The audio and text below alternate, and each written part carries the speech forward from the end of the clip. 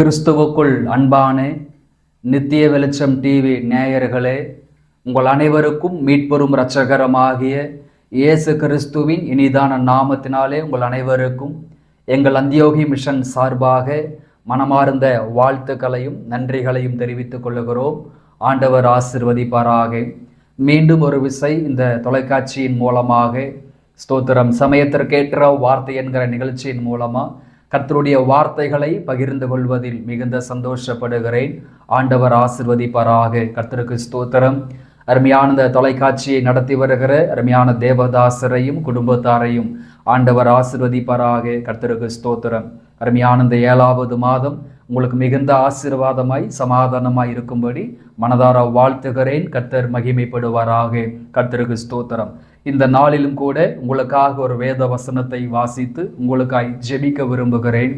என்னோடு கூட வேதத்தை திருப்பிக் கொள்ளுங்கள். 1 சாமுவேல் 2ஆம் அதிகாரம் அதனுடைய 9வது வசனத்தை நாம் இப்போது வாசிப்போம். அவர் தமது பரிசுத்தவான்களின் பாதங்களை காப்பார், துன்மார்க்கர் இருளிலே மௌனமாவார்கள், பலத்தினால் ஒருவனும் மேற்கொள்ளுவதில்லை. கர்த்தருக்கு ஸ்தோத்திரம். என் கண்பான தேவஜனமே, அருமையான இந்த காலை பொழுதில் சமயத்திற்கேற்ற வார்த்தை என்கிற இந்த நிகழ்ச்சியிலே ஸ்தோத்திரம் மேற்கொள்ளுவதில்லை என்கிற தலைப்பில் கர்த்தருடைய வார்த்தைகளை நாம் சிந்திக்க போகிறோம். எபிராயிம் மலை தேசத்திலே எல்கானா என்கிற ஒரு மனிதன் இருந்தார். அவருக்கு 2 மனைவிகள் இருந்தாங்க.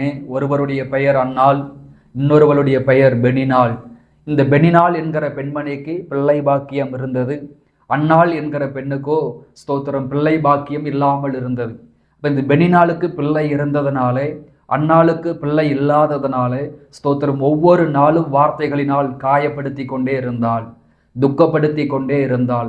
எனக்கு பிள்ளை பாக்கியம் இருக்கிறது, உனக்கு பிள்ளை பாக்கியம் இல்லை, கர்த்தர் உன் கர்ப்பத்தை அடைத்து வைத்திருக்கிறார் என்று சொல்லி ஒவ்வொரு நாளும் வேதனைப்படுத்தி கொண்டே இருந்தாள், துக்கப்படுத்தி கொண்டே இருந்தாள். தினந்தோறும் மனமடி வாக்குவாள், தினந்தோறும் மனமடி வாக்குவாள். ஸ்தோத்திரம். அன்னாள் அழுது கொண்டே இருப்பாள், சஞ்சலப்பட்டு கொண்டே இருப்பாள், சாப்பிடாமல் இருப்பாள், சிறுமைப்பட்டு இருப்பாள் என்று சொல்லி வேதத்திலே வாசிக்கிறோம். இந்த அன்னாளுக்கு பிள்ளை பாக்கியம் இல்லாததுனாலே தேவ சமூகத்தில் போய் அமர்ந்து ஜெபம் பண்ணி, ஆண்டவரே எனக்கு ஒரு குமாரனை தந்தால் அதை நான் உமக்கே தருவேன் என்று சொல்லி அவள் தேவ சமூகத்தில் அமர்ந்து பொருத்தனை எடுத்து ஜெபிக்கிறாள். ஆண்டவர் அந்த பொருத்தனின் ஜெபத்தை கேட்டு ஸ்தோத்திரம் ஒரு ஆண் பிள்ளையை ஆண்டவர் கொடுக்கிறார். அந்த ஆண் பிள்ளையை ஆண்டவர் கொடுத்த பிற்பாடு, அந்த பிள்ளை பால் மறந்த பிற்பாடு அந்த பிள்ளையை கொண்டு போய் ஆலயத்தில் ஊழியத்திற்காக விட்டு அந்த ஆலயத்தில் அமர்ந்து அன்னாள் ஒரு ஜெபத்தை ஏறெடுக்கிறாங்க. அந்த ஜெபத்தை ஏறெடுக்கும் போதுதான் 9வது வசனத்தில் இந்த வார்த்தை வருகிறது. அவர் தமது பரிசுத்தவான்களின் பாதங்களை காப்பார், துன்மார்க்கர் இருளிலே மௌனமாவார்கள், பலத்தினால் ஒருவனும் மேற்கொள்ளுவதில்லை என்று வேதத்தில் வாசிக்கிறோம். அன்பானவர்களே, அன்னாள் தேவாலயத்தில் அமர்ந்து ஜெபிக்கும் போது ஒரு வார்த்தை சொல்றாங்க, பலத்தினால் என்னை மேற்கொள்ளுவதில்லை, பெனினால் என்னை மேற்கொள்ளுவதில்லை என்று வேதத்தில் படிக்கிறோம். அன்பானவர்களே, ஸ்தோத்திரம் ஜெபிக்கிறவர்களை ஜெபிக்காதவர்கள் ஒரு காலமும் மேற்கொள்ள முடியாது. விசுவாசத்தில் நடக்கிறவர்களை விசுவாசத்தில் நடக்காதவர்கள் ஒரு காலமும் மேற்கொள்ள முடியாது. ஒருவேளை நீங்கள் ஜெபிக்கிறவங்களாய், வேதம் வாசிக்கிறவர்களாய், ஆலயத்திற்கு செல்லுகிறவர்களாய், உபவாசிக்கிறவர்களாய், பரிசுத்தமாக ஜீவிக்கிறவர்களாய், தெய்வத்தை ஆவியோடும் உண்மையோடும் ஆராதிக்கிற பிள்ளைகளாய் இருப்பீர்கள் என்று சொன்னால் உங்களை மேற்கொள்வதற்கு மாமிசத்தில் நடக்கிறவர்கள் உங்களை மேற்கொள்ள முடியாது. ஜெபிக்காதவர்கள் உங்களை மேற்கொள்ள முடியாது. சுயத்தில் வாழ்கிறவர்கள் உங்களை மேற்கொள்ள முடியாது. ரகசிய பாவத்திலே வாழ்கிறவர்கள் உங்களை மேற்கொள்ள முடியாது. தேவனை பிரியப்படுத்தாதவர்கள் உங்களை மேற்கொள்ள முடியாது. அதாவது மாம்சத்திலே வாழ்கிறவர்கள், மாம்சத்திலே ஓடுகிறவர்கள் ஒரு காலமும் ஆவிக்குரியவனை மேற்கொள்ள முடியாது. மாம்சத்தில் ஜீவிக்கிறவர்கள் ஒரு காலமும் மாம்சத்தில் மேற்கொள்ள முடியாது. அதைத்தான் அன்னாள் சொல்றாங்க, ஒரு காலத்தில் எனக்கு பிள்ளை பாக்கியம் இல்லாமல் இருந்தது, பெனினால் என்னை மிகவும் வேதனைப்படுத்தினாள், மிகவும் துக்கப்படுத்தினாள், சஞ்சலப்படுத்தினாள். ஸ்தோத்திரம். ஒவ்வொரு நாளும் என் கண்ணீருக்கு அவள் காரணமாயிருந்தாள், தினந்தோறும் என்னை மனமடி வாக்குவாள், என் கண்ணீருக்கு அவள் காரணமாயிருந்தாள். ஆனாலும் கர்த்தரின் ஜெபத்தை கேட்டு என் சிறுமையை கண்ணோக்கி பார்த்து ஸ்தோத்திரம் எனக்கு ஒரு பிள்ளையை கொடுத்து பெண்ணினால் என்னை மேற்கொள்ளாதபடி கர்த்தர் எனக்கு ஜெயத்தை கட்டளையிட்டார், பெண்ணினால் என்னை மேற்கொள்ளாதபடி கர்த்தரின் ஜெபத்தை கேட்டார் என்று சொல்லி அந்த இடத்துல அழகாக சொல்லப்படுகிறது. அப்ப இந்த வார்த்தையை கேட்டுக்கொண்டிருக்கிறேன் அன்பான தேவ ஜனமே, அருமையான தேவ பிள்ளைகளே, ஒருவேளை சத்துருக்கள் என்னை ஜெயித்து விடுவார்களோ, எதிரிகள் என்னை ஜெயித்து விடுவார்களோ, மந்திரவாதம் பிள்ளை சுனியம் செய்வனை என்னை ஜெயித்து விடுமோ என்று அங்கலாய்ப்புகளோடு இந்த வார்த்தைகளை கேட்டுக்கொண்டிருக்கலாம். நீங்க ஜெபிக்கிற பிள்ளைகளாய், ஆராதிக்கிற பிள்ளைகளாய், விசுவாசிக்கிற பிள்ளைகளாய், தெய்வத்தை ஆவியோடும் உண்மையோடும் ஆராதிக்கிற பிள்ளைகளாய் இருப்பீர்களானால் மாம்சம் உங்களை மேற்கொள்ள முடியாது, மந்திரவாதம் உங்களை மேற்கொள்ள முடியாது, பிள்ளைய சூனியங்கள் உங்களை மேற்கொள்ள முடியாது, சாபத்தின் வல்லமைகள் மேற்கொள்ள முடியாது, சர்பத்தின் வல்லமைகள் ஒரு காலமும் உங்களை மேற்கொள்ள முடியாது. லூக்கா 10ஆம் அதிகாரம் 19ஆம் வசனம் சொல்லுகிறது, இதோ சர்ப்பங்களையும் தேள்களை மிதிக்கவும் சத்துருவின் வல்லமைகளை மேற்கொள்ளவும் உங்களுக்கு அதிகாரம் கொடுக்கிறேன் என்று சொன்னார். சத்துருவின் வல்லமையை மேற்கொள்வதற்கு அதிகாரம் கொடுக்கிறேன் என்று சொன்னார். என் அன்பான தேவஜனமே, சர்ப்பங்களோ தேள்களோ சத்துருவின் வல்லமைகளோ மந்திரவாத வல்லமைகளோ பிள்ளை சூனிய வல்லமைகளோ செய்வனை வல்லமைகளோ உலகத்தின் வல்லமைகளோ எதுவுமே ஒரு தேவ பிள்ளையை மேற்கொள்ள முடியாது. கர்த்தர் நம்மை அதிகாரப்படுத்தி இருக்கிறார், கர்த்தர் அபிஷேகத்திற்கு நம்மை உட்படுத்தி இருக்கிறார். அந்த அபிஷேகத்தினாலே நுகம் முறிந்து போகும் என்று வேதத்திலே வாசிக்கிறோம். கர்த்தருக்கு ஸ்தோத்திரம். அதே போல ஆதிகாமம் 27ஆம் அதிகாரம் 40ஆம் வசனத்தை வாசிக்கும் பொழுது, அதாவது ஈசாக்கு வீட்டுக்குள் இருக்கும் பொழுது ஏசா ஸ்தோத்திரம் வேட்டையாடுவதற்காக வனாந்தரத்திற்கு போயிருந்தார். இந்த சமயம் பார்த்து யாக்கோபு வீட்டிலேயே ஆகாரத்தை தயாரித்து தாயார் மூலமாக உணவை தயாரித்து தகப்பனாருக்கு கொடுத்து ஸ்தோத்திரம் ஏசாவுடைய எல்லா ஆசீர்வாதங்களையும் பெற்றுக்கொள்வான், ஏசாவுடைய எல்லா ஆசீர்வாதங்களையும் தனக்கு சொந்தமாக்கி கொள்வான். அப்ப ஏசா வேட்டையாடி திரும்பி வருகிற பொழுது தன் தகப்பனை பார்த்து கேட்பார், அப்பா எனக்கு ஒரு ஆசீர்வாதம் கூட வைக்கவில்லையா, எனக்கு ஒரு நன்மை கூட வைக்கவில்லை என்று அங்கலாய்ப்போடு கேட்கும் பொழுது அந்த இடத்துல தன் மகனை ஏசாவை ஆசீர்வதிக்கும் பொழுது ஒரு வார்த்தையை சொல்வார், ஸ்தோத்திரம் ஸ்தோத்திரம் நீ மேற்கொள்ளும் காலம் வரும் பொழுது உன் கழுத்தில் உள்ள அவன் நுகத்தடிகளை முறித்து போடுவாய். அப்ப நீ மேற்கொள்ளுகிற ஒரு காலம் வரும், நீ மேற்கொள்ளுகிற ஒரு காலம் வரும் என்று சொல்லி அந்த இடத்துல தன் தகப்பனர் ஆசீர்வதிக்கிறார். அன்பான தேவ பிள்ளைகளே, இப்போ சூழ்நிலைகள் எதிர்மறையா இருக்கலாம், சத்துருக்கள் உங்களுக்கு எதிராக எழும்பலாம். ஒருவேளை நீங்க வாழ்கிற பட்டணத்திலே, வாழ்கிற கிராமத்திலே, அல்லது உங்கள் உறவினர்கள், உங்கள் நண்பர்கள், நீங்க வேலை செய்கிற ஸ்தலத்திலே ஒரு கூட்ட ஜனம் உங்களுக்கு விரோதமாக எழும்பிக் கொண்டிருக்கலாம், உங்களுக்கு விரோதமாக செயல்படலாம். இன்றைக்கு தலைகுனிவை சந்தித்துக் கொண்டிருக்கலாம், வருத்தங்களை நீங்கள் அனுபவித்துக் கொண்டிருக்கலாம். ஆனால் ஆண்டவர் தெளிவாக சொல்லுகிறார், சத்துருக்களை மேற்கொள்ளுகிற காலம் வரும், சூழ்நிலைகளை மேற்கொள்ளுகிற காலம் வரும், உலகத்தின் வல்லமைகளை மேற்கொள்ளுகிற காலம் வரும், நுகத்தடிகளை முறித்து போடுகிற காலம் வரும். உங்கள் கழுத்தின் மேலுள்ள நுகத்தடிகளை, குடும்பத்தின் மேலுள்ள நுகத்தடிகளை, பிள்ளைகள் மேல் காணப்படுகிற நுகத்தடிகளை, பொருளாதாரத்தின் மேல் காணப்படுகிற நுகத்தடிகளை முறித்து போடுகிற காலம் வரும், முறித்து போடுகிற காலம் வரும். சத்துருக்களை ஜெயமெடுக்கிற காலம் வரும். கர்த்தருக்கு ஸ்தோத்திரம். எஸ்தர் 9ஆம் அதிகாரம் 1ஆம் வசனம் சொல்லுகிறது, மேற்கொள்ளும்படி காரியம் மாறுதலாய் முடிந்தது என்று வேத படிக்கிறோம். காரியம் மாறுதலாய் முடிந்தது. எந்த தேதியிலே, எந்த நாளிலே யூதர்களை அழிக்க வேண்டும் என்று ஆமான் முடிவு செய்திருந்தாரோ அந்த நாளில் தானே காரியம் மாறுதலாய் முடிந்தது என்று வேதத்திலே வாசிக்கிறோம். அன்பானவர்களே, ஒருவேளை இந்த காரியத்தில் தோல்வி வந்துவிடுமோ, நஷ்டங்கள் வந்துவிடுமோ, வருத்தங்கள் வந்துவிடுமோ, பலகீனங்கள் வந்துவிடும் என்று சொல்லி எந்த காரியத்தை குறித்து நீங்கள் கலங்கி கொண்டிருக்கிறீர்களோ அந்த காரியத்தை தேவன் மேற்கொள்வதற்கு உதவி செய்வார். அந்த காரியத்தில் தேவன் ஜெயத்தை கட்டளையிடுவார். கர்த்தருக்கு ஸ்தோத்திரம். அப்ப அந்நாள் தேவ சமூகத்தில் அமர்ந்து சொல்லுகிற வார்த்தை, ஒரு காலமும் பலத்தினால் என்னை மேற்கொள்ளுவதில்லை, மாம்சத்திலே ஓடுகிறவள், சுயத்திலே ஓடுகிறவள் ஒரு காலமும் என்னை மேற்கொள்ளுவதில்லை. கர்த்தருக்கு ஸ்தோத்திரம். அப்போ நம்ம காலையில் நாம் சிந்தித்து வருகிறோம், மேற்கொள்வதில்லை என்கிற தலைப்பிலே நாம் சிந்தித்து வருகிறோம். எவைகளை மேற்கொள்ள முடியாது அல்லது யார் நம்மை மேற்கொள்ள முடியாது என்று பார்க்கும் பொழுது சங்கீதங்களின் புஸ்தகம் 129வது சங்கீதத்தில் அதனுடைய 2வது வசனத்தை நாம் வாசிப்போம். ஆண்டவர் நமக்கு உதவி செய்வாராக. 129வது சங்கீதம் அதனுடைய 2வது வசனம், என் சிறு வயது தொடங்கி அநேகந்தரம் என்னை நெருக்கியும் என்னை மேற்கொள்ளாமல் போனார்கள் என்று வேதத்தில் வாசிக்கிறோம். அப்ப சங்கீதக்காரனாகிய தேவ மனுஷன் அங்க சொல்லுகிறார், சிறு வயது முதற்கொண்டு என்னை நெருக்கினார்கள், ஆனாலும் என்னை மேற்கொள்ளாமல் போனார்கள் என்று வேதத்தில் படிக்கிறோம். அப்ப முதலாவதாக யார் நம்மை மேற்கொள்ளுவதில்லை, நம்மையும் நம்முடைய குடும்பத்தையும் நம்முடைய பிரயாசத்தையும் நம்முடைய பிள்ளைகளையும் யார் மேற்கொள்ளுவதில்லை என்று பார்க்கும் பொழுது நெருக்குகிறவர்கள் மேற்கொள்ளுவதில்லை. யார் உங்களை நெருக்குகிறார்களோ அவர்கள் மேற்கொள்ள முடியாது.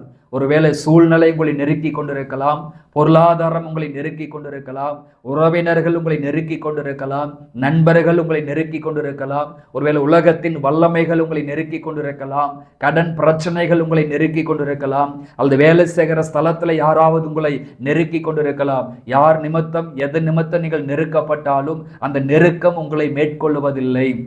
அந்த நெருக்கம் உங்களை மேற்கொள்வதில்லை. தேவ மனிதனாகிய தாவீதுடைய வாழ்க்கையை நாம் படித்து பார்க்கும் பொழுது அவர் சிறுவயது முதற்கொண்டே அவர் நெருக்கப்பட்டார். ஸ்தோத்திரம். சிறுவயது முதற்கொண்டே தாவீது குடும்பத்தில் நெருக்கப்பட்டார். சகோதரன்மார்களாலே அவர் ரொம்ப நெருக்கப்பட்டார். ஸ்தோத்திரம். அதே போல யுத்த களத்திற்கு வந்த பொழுது யுத்த களத்தில் அவர் நெருக்கப்பட்டார். சவுல் மூலமா அவர் மிகவும் நெருக்கப்பட்டார். அவருடைய சொந்த மகனாகிய அப்சுலோம் மூலமாக மிகவும் நெருக்கப்பட்டார். பெலிஸ்தியர்கள் மூலமாக மிகவும் நெருக்கப்பட்டார். அப்ப சிறுவயது முதற்கொண்டு தன்னுடைய மரண காலம் வரைக்கும் தாவீது பல விதங்களில் பல மனிதர்களால் மிகவும் நெருக்கப்பட்டார். ஆனாலும் மேற்கொள்ளாமலே போனார்கள். சகல சத்துருக்களும் தாவீதை மேற்கொள்ளாமலே போனார்கள். இந்த வார்த்தையை கேட்டுக்கொண்டிருக்கிறேன் என் கண்பான தேவஜனமே.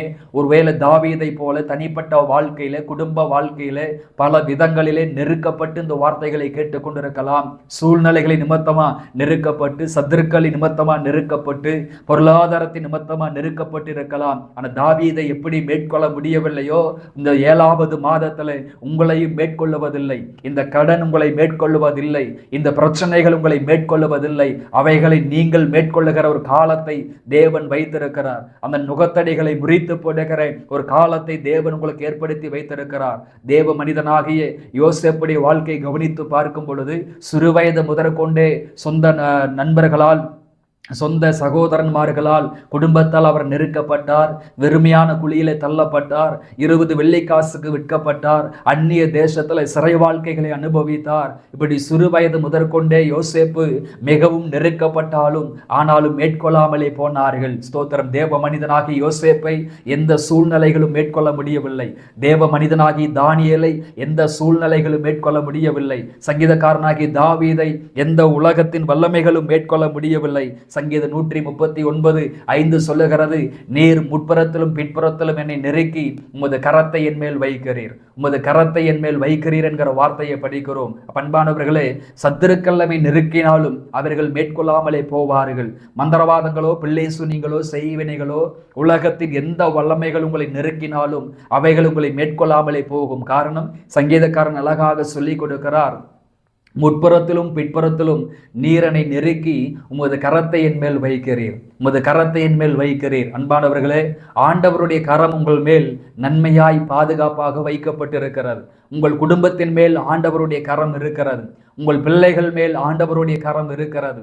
உங்கள் ஜீவிதங்கள் மேல் ஆண்டவருடைய கரம் இருக்கிறது. உங்கள் பிரயாசத்தின் மேல் ஆண்டவருடைய கரம் இருக்கிறது.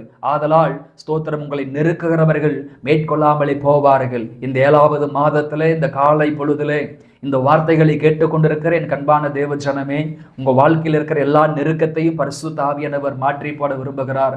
இஸ்ரவேல் மக்கள் எந்த அளவுக்கு ஒடுக்கப்பட்டார்களோ, எந்த அளவுக்கு நெருக்கப்பட்டார்களோ, அந்த அளவுக்கு அவர்கள் பலுகி பெருகினார்கள் என்று வேதத்தில் படிக்கிறோம். இன்றைக்கு நீங்கள் சந்தித்துக் கொண்டிருக்கிற இந்த நெருக்கம் உங்க வாழ்க்கையில் ஒரு பெரிய பெருக்கமாக மாறும். உங்கள் வாழ்க்கையில் ஒரு பெரிய விசாலத்தை கொண்டு வரும். அது தடைகளை மாற்றி போடும். கர்த்தருக்கு ஸ்தோத்திரம். அப்ப முதலாவது, நெருக்குகிறவர்கள் மேற்கொள்ளுவதில்லை. கர்த்தருக்கு ஸ்தோத்திரம். இரண்டாவதாக, யார் மேற்கொள்ளாமல் போவார்கள் என்று நம்ம படிக்க போகிறோம். எரேமியா 1ஆம் அதிகாரம் அதனுடைய 19வது வசனத்தை நம்ம வாசிப்போம். எரேமியா 1ஆம் அதிகாரம் 19வது வசனத்தை நம்ம படிக்கும் பொழுது, அவர்கள் உனக்கு விரோதமாக யுத்தம் பண்ணுவார்கள், ஆனாலும் உன்னை மேற்கொள்ள மாட்டார்கள், உன்னை ரட்சிக்கும்படிக்கு நான் உன்னுடனே கூட இருக்கிறேன் என்று கர்த்தர் சொல்லுகிறார். கர்த்தருக்கு ஸ்தோத்திரம்.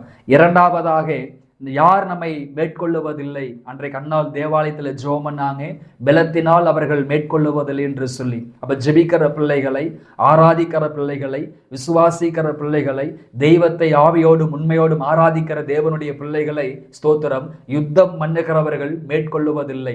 ஸ்தோத்திரம். யுத்தம் பண்ணுகிறவர்கள் மேற்கொள்ளுவதில்லை. ஒருவேளை இந்த காலை பொழுதிலே ஸ்தோத்திரம், சம்பந்தமே இல்லாமல் சண்டைக்கு வருகிறார்கள், சம்பந்தமே இல்லாமல் என்னோடு கூட வம்புக்கு இழுக்கிறார்கள், என்னை வேதனை வேதனைப்படுத்துகிறார்கள், என்னை துக்கப்படுத்துகிறார்கள், என்னோடு கூட சண்டைக்கு வருகிறார்கள், என் குடும்பத்தோடு சண்டைக்கு வருகிறார்கள், என் வியாபாரத்தின் மீது என் பொருளாதாரத்தின் மீது சண்டைக்கு வருகிறார்கள், சொத்துக்களுக்காக ஆசைப்பட்டு என்னோடு சண்டைக்கு வருகிறார்கள், காரணமே இல்லாமல் சம்பந்தமே இல்லாமல் என்னை சண்டைக்கு இழுக்கிறார்கள், என்னோடு வம்பு செய்கிறார்கள் என்று சொல்லி அங்கலாய்ப்புகளோடு இந்த வார்த்தைகளை கேட்டுக்கொண்டிருக்கிறேன். என் கண்பான தேவ ஜனமே, அவர்கள் உங்களுக்கு விரோதமாக யுத்தம் பண்ணுவார்கள், ஆனால் மேற்கொள்ள மாட்டார்கள். ஸ்தோத்திரம். வார்த்தைகளினால் உங்களோடு யுத்தம் பண்ணுவாங்க, செயல்களினால் உங்களோடு யுத்தம் பண்ணுவாங்க, கீரைகளினால் உங்களோடு யுத்தம் பண்ணுவாங்க, மந்திரவாதத்தினாலும் பிள்ளைய சூனியத்தினாலும் செய்வனினாலும் உங்களோடு கூட யுத்தம் பண்ணுவாங்க, உலகத்தின் வல்லமைகளோடு கூட யுத்தம் பண்ணுவாங்க, சட்டங்களை பயன்படுத்தி உங்களோடு யுத்தங்களை பண்ணுவாங்க. ஆனாலும் மேற்கொள்ளாமலே போவார்கள். ஸ்தோத்திரம். ரீமானா ஷியாக்கா தூராகராபனம், அவர்கள் மேற்கொள்ளாமலே போவார்கள். ஆண்டவர் நிச்சயமா உங்களுக்கு உதவி செய்வார். காரணம் என்னென்று பார்க்கும் பொழுது, உன்னை ரட்சிக்கும்படி நான் உன்னுடனே கூட இருக்கிறேன். அப்ப ஆண்டவர் நம்மை ரட்சிக்கும்படி, ஆண்டவர் நம்மை தப்புவிக்கும்படி, ஆண்டவர் நம்மை விடுவிக்கும்படி, ஆண்டவர் நம்மை உயர்த்தும்படி நம்ம கூட இருக்கிறார். நீங்களும் நானும் ஆராதிக்கிற தெய்வம் நம்மை ரட்சிக்கிறவராய் இருக்கிறார், நம்மை விடுதலை ஆக்குறவராய் இருக்கிறார். அவங்க யுத்தம் பண்ணுவாங்க. அதாவது ஆண்டவர் பொய் சொல்லி நம்மை ரட்சிப்புக்குள் அழைக்கவில்லை. ஸ்தோத்திர. நீதிமானுக்கும் அநேக துன்பங்கள் வரும் என்று வேதத்தில் வாசிக்கிறோம், ஆனாலும் கர்த்தர் விடுவிப்பார். ஸ்தோத்திரம். தேவ பக்தியாய் நடக்கிற யாவரும் இவ்விதமாய் துன்பப்படுவார்கள், ஆனாலும் நமக்கு ஒரு பரிகாரம் உண்டு. ஸ்தோத்திரம். அது சீக்கிரத்தில் நீங்கிவிடும் லேசான உபத்திரம் என்று வேதத்திலே வாசிக்கிறோம். ஆண்டவர் சொல்லுகிறார், கர்த்தர் உங்களுக்காக யுத்தம் பண்ணுவார், நீங்கள் சும்மா இருப்பீர்கள் என்று வேதத்திலே படிக்கிறோம். ஆண்டவர் உங்களுக்காக யுத்தம் பண்ணுவார்.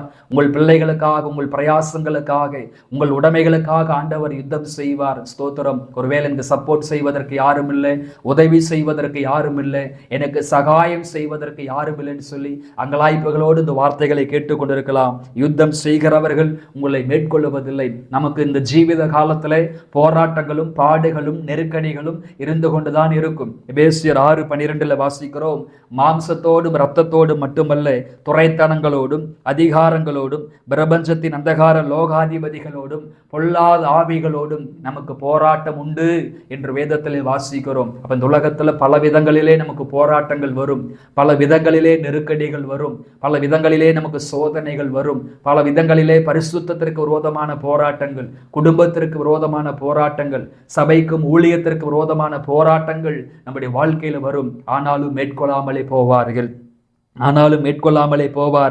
யாத்திரைகாமம் 14:14 சொல்லுகிறது, கர்த்தர் உங்களுக்காக யுத்தம் பண்ணுவார், நீங்கள் சும்மா இருப்பீர்கள். ஆண்டவர் யுத்தம் செய்கிற தேவனாய் இருக்கிறார், யுத்தத்திலே பராக்கிரமம் உள்ள கர்த்தராய் இருக்கிறார். கர்த்தருக்கு ஸ்தோத்திரம்.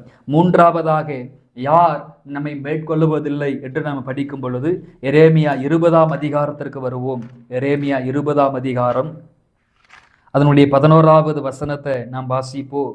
கர்த்தரோ பயங்கரமான பராக்கிரமசாலியாய் என்னோடு இருக்கிறார், ஆகையால் என்னை துன்பப்படுத்துகிறவர்கள் மேற்கொள்ளாமல் இடறுவார்கள், தங்கள் காரியம் வாய்க்காதபடியால் மிகவும் வெட்கப்படுவார்கள், மறக்கப்படாத நித்திய இலச்சை அவர்களுக்கு உண்டாகும். கர்த்தருக்கு ஸ்தோத்திரம். என் கண்பான தேவ ஜனமே, மூன்றாவதாக யார் மேற்கொள்ளாமல் போவார்கள் என்று பார்க்கும் பொழுது, துன்பப்படுத்துகிறவர்கள் மேற்கொள்ளாமல் போவார்கள். துன்பப்படுத்துகிறவர்கள் உங்களை மேற்கொள்ளுவதில்லை. கர்த்தருக்கு ஸ்தோத்திரம். அப்ப தேவ மனிதனாகிய எரேமியா சொல்லுகிறார், கர்த்தரோ பயங்கரமான பராக்கிரமசாலியாய் என்னோடு இருக்கிறார், ஆகையால் என்னை துன்பப்படுத்துகிறவர்கள் மேற்கொள்ளாமல் இடறுவார்கள். அன்பான தேவ ஜனமே, ஆண்டவர் உங்களோடு இருக்கிறார் என்பதில் எந்த மாற்று கருத்தும் இல்லை. ஆண்டவர் உங்களோடும் உங்கள் குடும்பத்தோடும் உங்கள் பிள்ளைகளோடும் அவர் இருக்கிறார். ஆனால் மனிதர்கள் உங்களை துன்பப்படுத்துகிறார்கள், உறவினர்கள் உங்களை துன்பப்படுத்துகிறார்கள், அல்லது வேலை செய்கிற இடத்துல, படிக்கிற ஸ்தலத்தில் உங்களை துன்பப்படுத்துகிறார்கள், நீங்க வாழ்கிற கிராமத்திலே பட்டணத்திலே உங்களை துன்பப்படுத்துகிறார்கள். ஆனாலும் கர்த்தர் சொல்லுகிறார், உன்னை துன்பப்படுத்துவார்கள், ஆனால் உன்னை மேற்கொள்ள முடியாதபடி அவர்கள் இடறுவார்கள். இஸ்ரவேல் மக்களை 430 ஆண்டுகளாக பார்வோன் என்கிற மனிதன் மிகவும் துன்பப்படுத்தினான், மிகவும் கஷ்டப்படுத்தினான். ஆனால் அந்த மக்களை செங்கடலுக்கு முன்பதாக வைத்து அவர்களை அழித்து விட வேண்டும் என்று அவன் எத்தனித்த பொழுது, ஸ்தோத்திரம், அந்த இஸ்ரவேல் ஜனங்களை மேற்கொள்ள முடியாதபடி அவன் செங்கடலிலே இடருண்டு போனான். அவன் இடறி போனான். ஸ்தோத்திரம். அந்த இடத்துல அவன் மிகப்பெரிய பாதிப்புகளை, மரணங்களை சந்திக்க வேண்டிய ஒரு சூழ்நிலை ஏற்பட்டது. அப்ப இஸ்ரவேல் மக்களை முழுமையாக துன்பப்படுத்தினாலும் முழுமையாக ஜெயிக்க முடியவில்லை. அதே போல ஆமான் என்கிற மனிதன் ஸ்தோத்திரம் யூதர்களை கொல்லுவதற்காக, அழிப்பதற்காக பல விதங்களிலே முயற்சிகள் எடுத்தாலும் கூட ஸ்தோத்திரம் முழுமையாக அவன் மேற்கொள்ளாமல் போனான். அவன் முக்காடிட்டு கொண்டான் என்று வேதத்தில் படிக்கிறோம். காரியம் மாறுதலாக முடிந்தது என்று வேதத்தில் படிக்கிறோம். அப்ப என் கண்பான தேவ பிள்ளைகளை, உங்களையும் உங்கள் குடும்பத்தையும் உங்கள் பிள்ளைகளையும் துன்பப்படுத்துகிறார்களா? பொருளாதார ரீதியாக துன்பப்படுத்துகிறார்களா? வார்த்தைகளினால் உங்களை துன்பப்படுத்துகிறார்களா? செயல்களினாலே உங்களை துன்பப்படுத்துகிறார்களா? சோர்ந்து போகாதீங்க. அவர்கள் உங்களை மேற்கொள்ளுவதில்லை. கர்த்தருக்கு ஸ்தோத்திரம். பாருங்கள், ஆண்டவர் சொல்லுகிறார், அவர்கள் இடறுவார்கள். யார் உங்களை துன்பப்படுத்துகிறார்களோ அவர்கள் இடறுவார்கள். பரிசுத்த வேதத்தை படித்து பார்க்கும் பொழுது தேவ மக்களுக்கு விரோதமாக யாரெல்லாம் எழும்பினார்களோ அவர்கள் இடறினார்கள். ஸ்தோத்திரம். பார்வோன் இடறி போனான். தானியலுக்கு விரோதமாக எழும்பினவர்கள் ஷாத்ராக், மேஷக், ஆபேத்நேகோ அவர்களுக்கு விரோதமாக எழும்பினவர்கள். யோசேப்புக்கு விரோதமாக எழும்பினவர்கள். ஸ்தோத்திரம். தாவீதுக்கு விரோதமாக எழும்பினவர்கள். மோசேக்கு விரோதமாக எழும்பினவர்கள். ஆபிரகாமுக்கு, ஈசாக்கு, யாக்கோபுக்கு விரோதம் எழும்பினவர்கள் எல்லாம் இடறினார்கள். சத்துருக்கள் நிச்சயமாக இடறுவார்கள் என்று வேதத்தில் படிக்கிறோம். அடுத்ததாக ஸ்தோத்திரம், தங்கள் காரியம் வாய்க்காதபடியால் மிகவும் வெட்கப்படுவார்கள். ஆண்டவர் உங்கள் சத்துருக்களை வெட்கப்படுத்துவார். எந்த அளவுக்கு உங்களை வேதனைப்படுத்துகிறார்களோ, எந்த அளவுக்கு துன்பப்படுத்துகிறார்களோ ஆண்டவர் அவர்களோடு யுத்தம் செய்வார். அப்படி யுத்தங்களை செய்கிற பொழுது அவர்கள் வெட்கப்படுவார்கள். அவங்க காரியம் வாய்க்காதபடியால் வெட்கப்படுவார்கள். பாருங்கள், ஒரு நாளை தேர்ந்தெடுத்து அந்த நாளில் யூதர்களை அழிக்க வேண்டும், ஸ்தோத்திரம், தூக்கு மரத்தில் மாட்ட வேண்டும் என்று ஆமான் என்கிற மனிதன் முயற்சி எடுத்த பொழுது எந்த நாளில் தூக்கு மரத்தில் மாட்ட நினைத்தாரோ அந்த நாளில் தானே ஆண்டவர் காரியங்களை மாறுதலாக முடிய பண்ணி ஸ்தோத்திரம் முர்தகாய்க்காக செய்யப்பட்ட தூக்கு மரத்தில் ஆமானையும் அவன் முழு குடும்பத்தையும் தூக்கி போட்டார்கள். காரியம் மேற்கொள்ளும்படி மாறுதலாய் முடிந்தது என்று வேதத்திலே படிக்கிறோம். அப்ப பாருங்கள், அவன் காரியம் வாய்க்காதபடினாலே முக்காடிட்டு ஓடினான் என்று வேதத்தில் படிக்கிறோம். முக்காடிட்டு கொண்டான் என்று வேதத்தில் படிக்கிறோம். அன்பான தேவ ஜனமே, ஒருவேளை உங்களுக்கு விரோதமா, உங்கள் குடும்பம், உங்கள் பிள்ளைகளுக்கு விரோதமா நிறைய பேர் எழும்பலாம், உங்களை துன்பப்படுத்தலாம், உங்களுக்கு விரோதமா யுத்தம் பண்ணலாம். ஆனால் மேற்கொள்ள மாட்டார்கள். ஒரு காலமும் அவர்கள் ஜெயிக்க மாட்டார்கள். அவர்கள் வெட்கப்படுவார்கள். அவர்களுக்கு நித்திய இலச்சை உண்டாயிருக்கும், மிகப்பெரிய அவமானம் உண்டாயிருக்கும் என்று ஆண்டவர் சொல்லுகிறார். ஆனால் ரட்சிக்கப்பட்ட உங்களையோ, அபிஷேகம் பண்ணப்பட்ட உங்களையோ புகழ்ச்சியும் கீர்த்திமாக தேவன் வைப்பார். வெட்கப்பட்ட சகல தேசங்களிலும் உங்களை புகழ்ச்சியும் கீர்த்திமாக தேவன் வைப்பார். கர்த்தருக்கு ஸ்தோத்திரம். மத்தேயு 5:10 வாசிக்கிறோம், நீதி நிமித்தம் வரக்கூடிய துன்பங்களும் உண்டு. 5:11 என் நாமத்தின் நிமித்தம் துன்பப்படுகிற நீங்கள் பாக்கியவான்கள், இவர்களுக்கு மிகுந்த பலன் உண்டு. ஒருவேளை நீதி நிமித்தமா நீங்க துன்பங்களை சந்திக்கலாம். ஒருவேளை ஆண்டவருக்கு உண்மையா வாழ்றேன், ஜெபிக்கிறேன், ஆராதிக்கிறேன், ஸ்தோத்திரம், ஊழியத்திற்காக கொடுக்கிறேன், ஊழியம் செய்கிறேன், ஆனாலும் நீதியாய் வாழ்ந்தும் கூட துன்பங்களை அனுபவிக்கிறேன். ஸ்தோத்திரம், ஆண்டவருக்காக வைராக்கியமாய் இருக்கிறேன், ஆனாலும் துன்பப்படுகிறேன் என்று நீங்க சொல்லலாம். ஒருவேளை நீதி நிமித்தம் நீங்க துன்பப்பட்டாலும் சரி, ஆண்டவருடைய நாமத்தின் நிமித்தம் நீங்கள் துன்பப்பட்டாலும் சரி, ஸ்தோத்திரம், உங்களுக்கு மிகுந்த பலன் உண்டு. உங்களுக்கும் உங்கள் குடும்பத்திற்கும் உங்கள் பிள்ளைகளுக்கும் மிகுந்த பலனுண்டு என்று வேதம் தெளிவாக சொல்லுகிறது. கர்த்தருக்கு ஸ்தோத்திரம். அடுத்ததாக யார் நம்மை மேற்கொள்வதில்லை என்று பார்க்கும் பொழுது மத்தேயு 16ஆம் அதிகாரம் அதனுடைய 18வது வசனத்தை நாம் இப்பொழுது வாசிப்போம். ஆண்டவர் நமக்கு உதவி செய்வாராக. மேலும் நான் உனக்கு சொல்லுகிறேன், நீ பேதுருவாய் இருக்கிறாய், இந்த கல்லின் மேல் என் சபையை கட்டுவேன், பாதாளத்தின் வாசல்கள் அதை மேற்கொள்ளுவதில்லை என்று ஆண்டவர் சொன்னார். அப்ப 4வதாக பாதாளத்தின் வாசல்கள் நம்மை மேற்கொள்ளுவதில்லை. ஸ்தோத்திரம். பிசாசுக்கும் ஒரு வல்லமை உண்டு, அவனுக்கும் ஒரு வல்லமை உண்டு என்று வேதம் சொல்லுகிறது. அப்போஸ்தலர் 10:38 வாசிக்கும் பொழுது, நசரேயனாக இயேசு கிறிஸ்துவை தேவன் பரிசுத்த ஆவினாலும் வல்லமையினாலும் அபிஷேகம் பண்ணினார். ஆதலால் அவர் நன்மை செய்கிறவராயும் பிசாசின் வல்லமையில் அகப்பட்ட யாவரையும் குணமாக்குறவராக சுற்றி திரிந்தார். அப்ப பிசாசின் வல்லமைகளை மேற்கொள்ளுகிற அதிகாரத்தை, பாதாளத்தின் வல்லமைகளை மேற்கொள்ளுகிற அதிகாரத்தை தேவன் சபைக்கு தந்திருக்கிறார். சபைகளுக்கு விரோதமா எவ்வளவோ பிரச்சனைகள், எவ்வளவோ போராட்டங்கள் வந்து கொண்டுதான் இருக்கிறது. ஆனால் சபைகளை ஜெயிக்கிற அதிகாரத்தை ஆண்டவர் ஒருவனுக்கும் தரவில்லை. சபை நிச்சயமா ஜெயிக்கும். தேவ ராஜ்யம் ஊழியங்கள் நிச்சயமாக ஜெயிக்கும். கர்த்தருக்கு ஸ்தோத்திரம். அப்ப பாருங்கள், சீமோன் என்கிற பெயரை ஆண்டவர் பேதுரு என்று மாற்றினார். சீமோன் என்று சொன்னால் நாணல். ஆற்றங்கரை ஓரத்திலே இந்த நாணல் செடியை அதிகமாக பார்க்க முடியும். தண்ணீர் வரும் பொழுது, காற்று அடிக்கும் பொழுது அந்த நாணல் கீழே படுத்துக் கொள்ளும். சூழ்நிலைகளை கண்டு, பிரச்சனைகளை கண்டு அந்த நாணல் கீழே படுத்துக் கொள்ளும். ஆனால் அதுவே பேதுரு என்று சொன்னால் கட்பாறை. அந்த பேதுருவின் மேல் சபை கட்டுவேன் என்று சொல்லுகிறார். பேதுரு என்று சொன்னால் கட்பாறை. அது சூழ்நிலைகளுக்கு பயப்படாது, பிரச்சனைகளுக்கு அது பயப்படாது. பாருங்கள், சீமோனாய் இருந்த பொழுது அந்த நாட்களில் எல்லாம் பேதுரு மறுதலிக்கிறவராக இருந்தார். ஆனால் பாருங்கள், ஸ்தோத்திரம், அந்த அபிஷேகத்தை பெற்றுக்கொண்ட பிற்பாடு, அந்த மறுதலிப்புக்கு பிற்பாடு இரண்டாவது முறை அவருக்காக மரிக்க வேண்டிய ஒரு சூழ்நிலை வந்த பொழுது பேதுரு மிக வைராக்கியமாக ஆண்டவருக்காக நின்றார். ஸ்தோத்திரம். இந்த கல்லின் மேல் சபையை கட்டுவேன், பாதாளத்தின் வாசல்கள் அவனை மேற்கொள்ளுவதில்லை என்று ஆண்டவர் சொன்ன பிரகாரமா 2000 ஆண்டுகளுக்கு மேல் ஆயிற்று. இன்னும் சபையை ஒருவனாலும் மேற்கொள்ள முடியவில்லை. அப்ப சபை என்று சொன்னால் அது கட்டிடத்தை குறிக்கிற வார்த்தை மட்டுமல்ல, அது உங்களையும் என்னையும் குறிக்கிற வார்த்தையாய் இருக்கிறது. சபை என்கிற வார்த்தைக்கு எக்லீசியா என்கிற வார்த்தை பயன்படுத்தப்படுகிறது. எக்லீசியா என்று சொன்னால் பிரித்தெடுக்கப்பட்ட ஜனம், தெரிந்து கொள்ளப்பட்ட ஜனம் என்று வேதத்தில் வாசிக்கிறோம். அப்ப யார் தேவனுக்காக ஸ்தோத்திரம் பாவத்திலிருந்து அக்கிரமத்திலிருந்து பிரித்தெடுக்கப்பட்டு தெரிந்து கொள்ளப்பட்டு அவருடைய இரத்தத்தினால கழுவப்பட்டவங்களா இருக்கிறார்களோ அவர்கள்தான் கிறிஸ்துவின் சபையா இருக்கிறாங்க. அவர்களை ஒரு காலமும் பாதாளத்தின் வாசல்கள் மேற்கொள்ளுவதில்லை. கர்த்தருக்கு ஸ்தோத்திரம். என் கண்பான தேவ ஜனமே, முதலாவது உங்களை நெருக்குகிறவர்கள் உங்களை மேற்கொள்ளுவதில்லை. இரண்டாவதாக உங்களோடு யுத்தம் பண்ணுகிறவர்கள் உங்களை மேற்கொள்ளுவதில்லை. மூன்றாவது உங்களை துன்பப்படுத்துகிறவர்கள் உங்களை மேற்கொள்ளுவதில்லை. நான்காவது சபையோ சபையில் ஆராதிக்கிற தேவ மக்களை ஒரு காலமும் பாதாளத்தின் வாசல்கள் மேற்கொள்ளுவதில்லை.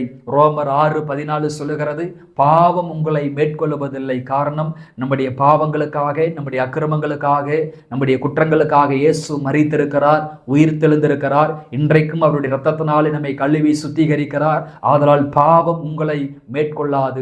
ஸ்தோத்திரம். பாவம் உங்கள் குடும்பத்தை மேற்கொள்ளாது. ஒரு காலமும் ஸ்தோத்திரம் பாவம் உங்களை ஜெயிப்பதற்கு ஆண்டவர் அனுமதிக்க மாட்டார். ஆனால் நீங்கள் பரிசுத்தத்தை விரும்ப வேண்டும். பாவத்தை மேற்கொள்ளும்படி ஒவ்வொரு நாளும் தேவ சமூகத்தில் காத்திருந்து ஜெபிக்க வேண்டும். சோதனைக்குட்படாதபடி விழித்திருந்து ஜெபம் பண்ணுங்கள் என்று ஆண்டவர் கேட்டுக்கொண்டது போல தொடர்ந்து ஜெபம் பண்ணுங்க. விசுவாசத்தில் முன்னேறி செல்லுங்கள். ஆண்டவர் ஆசீர்வதிப்பாராக. எங்களை அளவுக்கு அதிகமாய் நேசிக்கிற எங்கள் அன்பின் பரலோக பிதாவே, ஆசீர்வாதமான இந்த காலை பொழுதற்காக உமக்கு நன்றி. பலத்தினால் ஒருவனும் மேற்கொள்வதில் என்று அன்னால் சொன்ன வார்த்தையை நாங்கள் தியானித்திருக்கிறோம். நிறைய பேர் எங்களையும் எங்கள் குடும்பத்தையும் எங்கள் பிள்ளைகளையும் எங்கள் பிரயாசங்களை மேற்கொள்ள நினைக்கிறார்கள். ஆனால் அவர்கள் மேற்கொள்ளாமலே போகும்படி கர்த்தர் எங்களை பலப்படுத்தி வருகிறீர், ஆதரித்து வருகிறீர், அபிஷேகித்து வருகிறீர், பாதுகாத்து வருகிறீர். அதற்காக உமக்கு ஸ்தோத்திரம் ஆண்டவரே. அப்ப சிறுவயது முதற்கொண்டு அந்த வசனத்தை கேட்கிற பிள்ளைகள் சிறுவயது முதற்கொண்டு அநேக விதங்களிலே நெருக்கப்பட்டவங்களாய் இருப்பார்களானால் அவர்களையும் விடுதலையாக்கும்படி ஜெபிக்கிறேன். நெருக்கங்கள் மாறட்டும் ஆண்டவரே. துன்பத்தை சந்திக்கிற அந்த பிள்ளைகளுடைய வாழ்க்கையிலே எல்லா துன்பங்கள் மாறட்டும் ஆண்டவரே. எங்கெல்லாம் யுத்தங்களை சந்திக்கிறார்களோ, ஒருவேளை வாழ்க்கையில, குடும்பத்தில், பிரயாசத்தில், ஊழியத்தில் யுத்த களத்தை சந்திப்பார்களானால் ஒரு இளைப்பாறுதலை கட்டளையிடும்படி ஜெபிக்கிறேன். இளைப்பாறுதலை கட்டளையிடும்படி ஜெபிக்கிறேன். இந்த பிள்ளைகளை ஆளுகை செய்கிற மந்திரவாத கட்டைகள், பில்லிய சூனிய கட்டைகள், செய்வனை கட்டைகள், ஏவலின் கட்டைகள் இயேசுவின் நாமத்தில் உடைக்கப்பட ஜெபிக்கிற ஆண்டவரே. பண நெருக்கடிகள், பொருளாதார நெருக்கடிகள், இக்கட்டான சூழ்நிலைகள் இயேசுவின் நாமத்தில் மாறும்படி நான் மனதார ஜெபிக்கிறேன். இந்த வாரத்தின், இந்த மாதத்தின் ஒவ்வொரு நாட்களும் இவர்களுக்கு ஆசீர்வாதத்தின் நாட்களாக, சமாதானத்தின் நாட்களாக இருக்கும்படி ஜெபிக்கிறேன். சிரசு முதல் பாதம் வரை சுகமளிக்கிற வல்லமை, சுகமளிக்கிற அபிஷேகம் வெளிப்படுவதாக. திருமண தடைகள் மாறட்டும், பிள்ளை பாக்கியங்கள் உண்டாகட்டும், படிப்புக்கும் திறமைக்கேற்ற வேலைகள் கிடைக்கும் என்று ஜெபிக்கிறேன். அப்பா ஸ்தோத்திரம். இல்லங்களிலே தேவ கிருபை உண்டாவதாக, இல்லங்களிலே தேவ கிருபை உண்டாவதாக. பூர்வீக பாவங்களும் பூர்வீக சாப கட்டைகளும் இயேசுவின் நாமத்தில் உடைக்கப்படும்படி நான் ஜெபிக்கிறேன் ஆண்டவரே. எல்லாவற்றையும் தேவன் பொறுப்பெடுத்துக் கொள்ளுங்க. பெரிய காரியங்களை செய்யும் ஆசீர்வதியும் இயேசுவின் நாமத்தில் பிதாவே. ஆமேன், ஆமேன். கிறிஸ்துவுக்குள் பிரியமானவர்களே, இந்த வசனத்தின் அடிப்படையில் ஆண்டவர் உங்களை ஆசீர்வதிப்பாராக. God bless you.